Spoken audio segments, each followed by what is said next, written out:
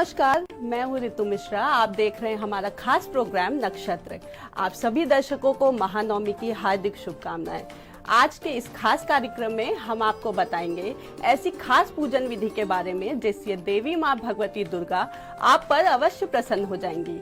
इसके लिए हमारे साथ स्टूडियो में मौजूद हैं आचार्य राजीव शुक्ला जी। गुरु जी, स्वागत है आपका। भारत समाचार के सभी विज्ञ दर्शकों को अष्टमी और नवमी दोनों ही एक साथ इसकी विशेष आपको शुभकामनाएं, और इसी के साथ ही विजय पर्व आने वाले समय में दशहरे का भी जो आगमन है उसके लिए भी आपको हार्दिक हार्दिक शुभकामनाएं।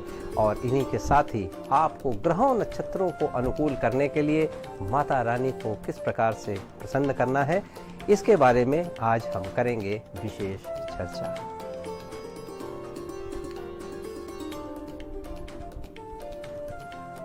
सबसे पहले हमको ये जानना है कि किसी भी प्रकार से अनिष्ट हो या शुभ, आपको शुभ सुविधा चाहिए या शुभ चाहिए, तो उन्हें कात्यायनी मंत्र का अगर शीघ्र विवाह के लिए जरूर आपको ये करना चाहिए। ये मंत्र जो लिखा हुआ आ रहा है, कात्यायनी महामहे या देवी सर्वभूतेषु शांति रूपेण संस्थिता। अगर हम इस मंत्र की बात करें तो परिवार में सुख, शांति, समृद्धि इत्यादि ये सब हमको पाने के लिए या देवी सर्वभूतेषु शांति रूपेण संस्थिता नमस्तस्यै नमस्तस्यै नमस्तस्यै नमो नमः।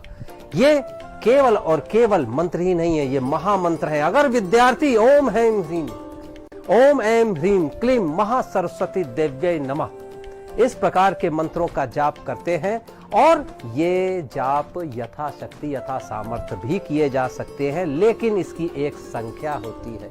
सिद्ध करने की बात तो बहुत दूर की है, लेकिन अगर बिना सिद्धि के भी लाभ पाना चाहते हैं तो आप कुछ समय, लेकिन इसके लिए बाह्या अभ्यंतर शुचि, यानी आपके अंदर की शुचिता और बाहरी शुचिता, ये दोनों को ही बहुत ही अच्छा होना चाहिए। तो कात्यायनी देवी के लिए और कात्यायनी देवी के मंत्र उन लोगों के लिए जो शीघ्र विवाह करना चाहते हैं, और उसके अलावा विद्यार्थी और शांति प्राप्त करने के लिए हमने आपको जो मंत्र बताए हैं वो मंत्रों का जरूर उच्चारण करके आपको लाभ मिल सकता है। ये छोटे छोटे प्रयोग होते हैं, ये सभी लोग कर सकते हैं। सभी के जीवन में सुख, शांति, समृद्धि का वास बना रहता है। गुरु जी, अब हमारे दर्शकों को अष्टमी पूजन के विधि के बारे में बताइए। अष्टमी पूजन और नवमी पूजन, इस बार व्रत पारण के पहले आपको कन्या पूजन, क्योंकि कुछ लोग अष्टमी में और कुछ लोग नवमी मान के पारण करते हैं, यथा विधि हो तो व्रत पारण आपको जो करना है उससे पहले अगर आप कन्या पूजन करते हैं तो कन्या पूजन का विधान बड़ा ही उत्कृष्ट है और बड़ा ही शुभ है। यानी अष्टमी, नवमी, इसमें घरों में, मंदिरों में, देव स्थानों में कन्या यानी शक्ति पूजा होती है। हमारे वहां कन्या को, स्त्री को शक्ति की और शक्ति का एक सिंबल यानी कि एक प्रतीक माना जाता है। इसलिए माता सिद्धिदात्री और माता अष्टलक्ष्मी भी प्रसन्न होती है। 9 कन्याओं को जरूर आमंत्रित करना चाहिए, और उसके साथ एक बालक को भी आमंत्रित करना चाहिए। आमंत्रण ये नहीं कि एकदम से कह दिया, आमंत्रण पहले जाता है, निमंत्रण पहले जाता है। कन्या को पूजन करने के बाद कुछ राशि भी और उनके पैर पूजने का विधान है। कन्या पूजन अगर करते हैं तो इसके विधान में 1 से 9 साल की अगर होती है या 2 से 10 साल की कन्याएं होती हैं, और उसके साथ एक बालक भी अगर हो तो बहुत ही अच्छा, उसको बटुक भैरव कहा जाता है। माता सिद्धिदात्री का अगर हम भोग की बात करें तो भोग माता को बड़ा प्रिय है, वो है खीर का, और हलवा, पूरी और चने का भी भोग लगाया जाता है। इस भोग के लिए हम क्या लगा पाएंगे माता को भोग, लेकिन ये जो भी भोग लगाते हैं इससे माता प्रसन्न होती हैं, और पूरे ही दिन के 9 दिनों के किए हुए त्याग तपस्या का फल भी प्राप्त होता है कन्या पूजन उपरांत ही। गुरु जी, अब हमारे भक्तों को कल माता के विसर्जन का मुहूर्त भी बताइए। माता के विसर्जन यानी जब माता विदा होती हैं, ये विजयदशमी की जब तिथि लगती है, यानी जब भी दशमी तिथि का होता है उससे प्रातः काल कुछ समय पर्यंत तक रहता है। कल का मुहूर्त 6:29 से 8:43 तक, और उसके तत्पश्चात बाद में विजयदशमी का जो पर्व लग जाएगा उस समय किया जा सकता है। जो मुहूर्त हम आपको बता रहे हैं, ये इस समय विसर्जन करने से सुख शांति समृद्धि तो बनी रहती है, शत्रुओं पर विजय और जीवन में नूतनता आती है। यानी अगर आप नूतनता, नवीनता, आनंद, भोग, ऐश्वर्य ये सब पाना चाहते हैं तो, और अगर आपने इस प्रकार से विसर्जन करने का अपना प्रायोजन किया है तो विजयदशमी का मुहूर्त जो हमने आपको बताया, इसके ऊपर आप जरूर 6:29 से 8:43 तक आप करें तो आपको शुभ परिणाम मिलेंगे। गुरुजी, किन राशियों के लिए ये नवरात्र अच्छे परिणाम लाएगा, उन्हें क्या उपाय करने हैं उसके बारे में भी बताइए।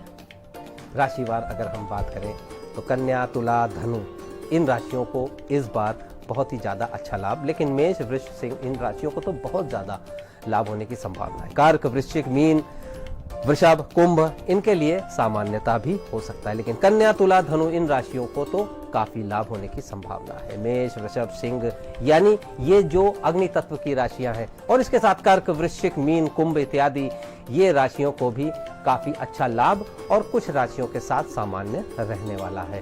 तो कुछ राशियां जिसमें अगर हम बात करते हैं तो जल तत्व राशियां आती हैं, तो जल तत्व राशियों के लिए और अग्नि तत्व राशियां यानी कि मेष से लेके मीन तक अगर हम देखें तो आपको क्या करेगा फायदा मेष राशि वालों के लिए प्रेम संबंधों में, इसमें सफलता मिलने का योगादि योग दिख रहा है। यानी इस नवरात्र से जो शुरू होकर कालखंड है वो क्या परिणाम आने वाले समय में देने वाला है, इस कालखंड का आगे क्या परिणाम मिलेगा। तो मेष राशि वालों को प्रेम संबंधों में लाभ।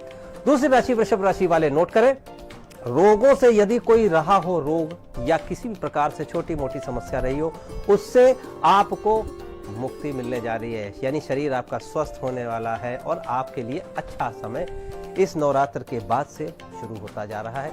ये एक ज्योतिषीय आकलन के तहत है।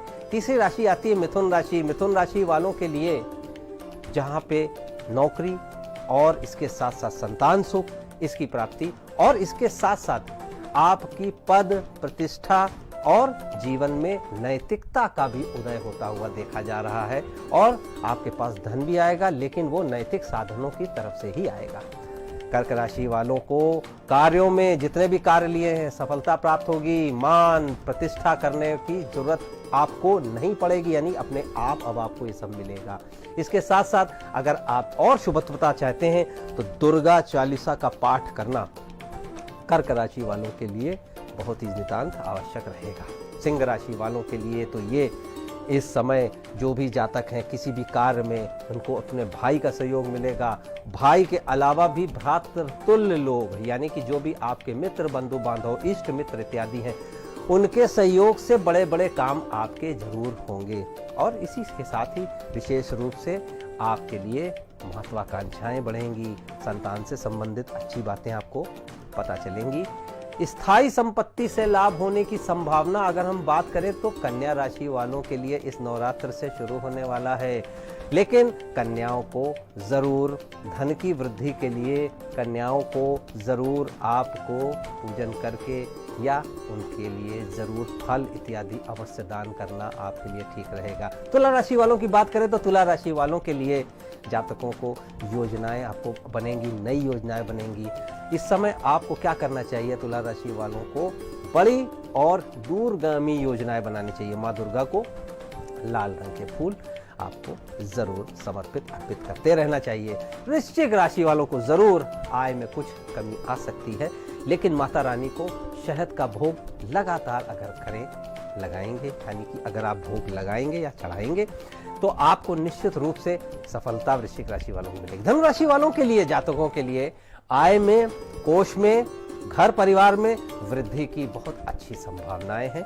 वृद्धि यानी इंक्रीमेंट, इंक्रीज, ये आपको जरूर मिलेगा। लेकिन जरा एक बार संकल्प लेके काली चींटी को मिश्री, आटा इत्यादि अगर आप डालेंगे, त्रिचौली इत्यादि, तो बहुत अच्छा रहेगा। मकर राशि वालों को अगर हम बात करें तो समय जातक इनको बहुत अच्छा रहने वाला है। माता को प्रसन्न करने के लिए 5 तरह के लिए आपको भोग अवश्य लगाने चाहिए, यानी कि समय बहुत अच्छा है। प्रसन्न करने के लिए 5 तरह के भोग अगर लगाते तो अच्छा रहेगा। सहयोगियों का कुंभ राशि वालों बहुत अच्छा साथ मिलेगा।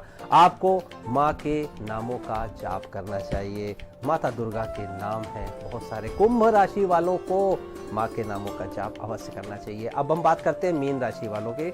जातकों को शत्रु पक्ष की ओर से वाहन चलाते समय कुछ किसी न किसी प्रकार की कुछ ऋण, रोग, शत्रुता से संबंधित कुछ भय है। माता दुर्गा को चुनरी लगातार समय समय पे अर्पित करते रहें और अपने जरूर प्रार्थना करें कि माता हमको शत्रुओं से और इन सारे भयों से रक्षा करें। तो माता दुर्गा को चुनरी अर्पित करना आज और आने वाले समय में आपके लिए शुभ रहने वाला है मीन राशि वालों को। तो मेष से मीन, मीन से मेष पर्यंत सारी राशियों के बारे में ये रहेगा माता रानी का आशीर्वाद। और अगर कुछ है समस्या तो उसका समाधान भी हमने बताया है, उसको करें, निश्चित सफलता मिलेगी। गुरुजी, आपका दर्शकों तक अहम जानकारियां पहुंचाने के लिए धन्यवाद। गुरुजी से आप अपनी समस्याओं का समाधान भी प्राप्त कर सकते हैं। इसके लिए गुरुजी का व्हाट्सएप नंबर है 8004036524। गुरुजी की ईमेल आईडी भी है rajivshukla@gmail.com। गुरुजी, आज माता रानी के बारे में इतनी जानकारियां देने के लिए धन्यवाद। कल हम फिर हाजिर होंगे कुछ नई जानकारी के साथ। देखते रहिए भारत समाचार। जय माता दी।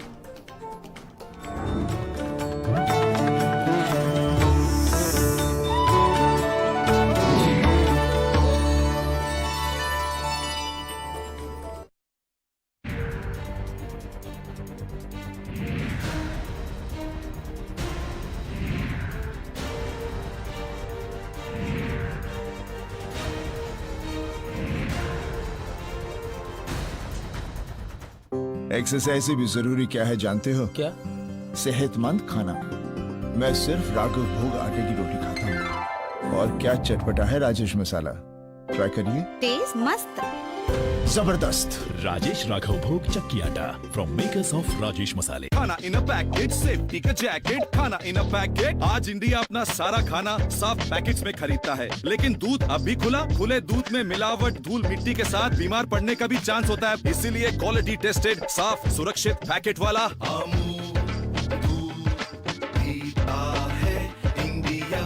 आपके घर के खाने में रेस्टोरेंट जैसा स्वाद ले